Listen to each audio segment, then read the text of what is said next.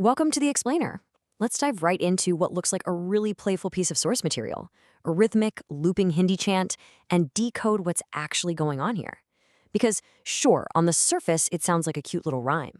But today, we're going to treat it as rigorous, observed data and break down the incredibly strict behavioral ecology of a single feline subject, embedded right within its lines. Now, what's really fascinating about this source material is that beneath that seemingly simple, catchy exterior lies a high-stakes, relentless cycle of survival. We aren't just looking at a cat making funny noises here. We're observing a finely tuned biological machine responding perfectly to environmental stimuli. So we really have to ask ourselves, what is the real truth of this meowing cat's life when we strip away the rhythm and just look purely at the data?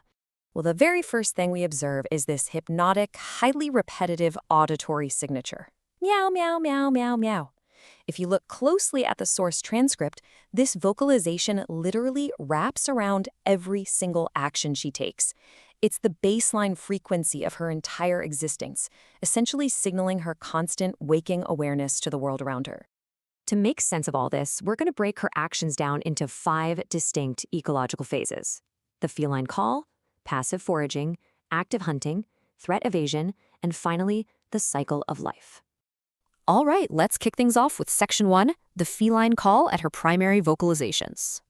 We have to define this meow sound not just as random background noise, but as a constant physiological output that bridges every single one of her actions. It's basically her default state. Whenever an action finishes, or right before a new one kicks in, the text drops us right back into this vocal loop. It is the absolute vital indicator of her instinct and her continuous behavioral looping. Moving right along down the ecological hierarchy, let's hit Section 2, passive foraging, specifically looking at her diet of milk and kyr. This brilliantly illustrates her reliance on provided resources in her habitat. The text carefully notes that she encounters 2 very distinct types of passive food. First up, there's milk, your basic, fundamental liquid sustenance, right? But then she also encounters kyr, which is a sweet, complex, carbohydrate-heavy rice pudding.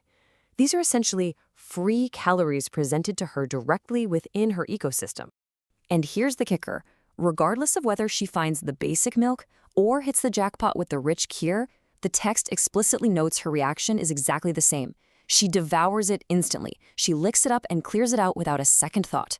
This immediate consumption tells us she has a tremendously high metabolic demand. In nature, you do not leave easy calories on the table, and she proves this rule flawlessly. Now, passive feeding isn't enough to sustain her, which brings us to Section 3, active hunting, focusing on the mouse and the frog. The data shows she is a remarkably versatile predator. She doesn't just limit herself to one biological class of prey.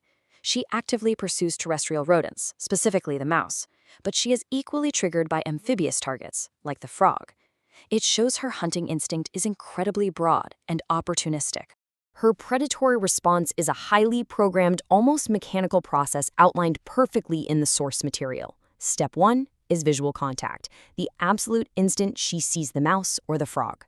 Step 2 is immediate pursuit. She gives chase and there is zero hesitation. And then Step 3, once the pursuit is initiated, boom, she drops right back into her primary vocalization, that looping meow. So, seeing her absolute dominance over the mice and the frogs naturally leads us to ask a pretty critical question about her environment. Is this cat the most powerful force in her ecosystem? I mean, based on her aggressive hunting and instantaneous consumption of resources, it's super easy to assume she's the undisputed apex predator of this world. But let's look at Section 4, threat evasion, and the introduction of the true apex threat, the dog. That assumption of her being the apex predator? Yeah, it's completely shattered right here. When the dog comes in front, seeing it, she runs away.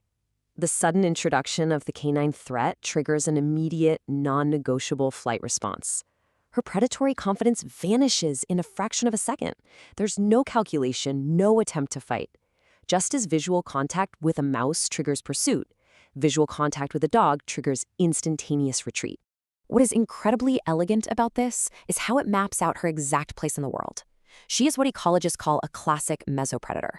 She sits smack in the middle of the food web. She's entirely dominant over the smaller prey, the mice and frogs, and she exploits the passive resources like milk and kyr. But at the end of the day, she remains entirely subservient to the apex threat, the dog. And that perfectly tees up Section 5, the cycle of life and her relentless survival loop. Stepping back to look at the big picture, this table perfectly summarizes her entire behavioral ecology. It maps out her strict, predictable responses to every single environmental stimulus she encounters. It's basically an algorithm. Stimulus, milk or kyr. Response, devours instantly. Stimulus, mouse or frog. Response, pursues actively. Stimulus, dog. Response, flees immediately. It is an incredibly rigid existence. And this brings us to the profound nature of the source material itself. The fact that the text repeats these exact scenarios over and over again isn't just some linguistic quirk. It represents the endless, daily grind of nature. The repeating chant literally mirrors the relentless, infinite loop of survival she experiences day in and out. So I want to leave you with this final thought to ponder about the beautiful, relentless clockwork of her existence.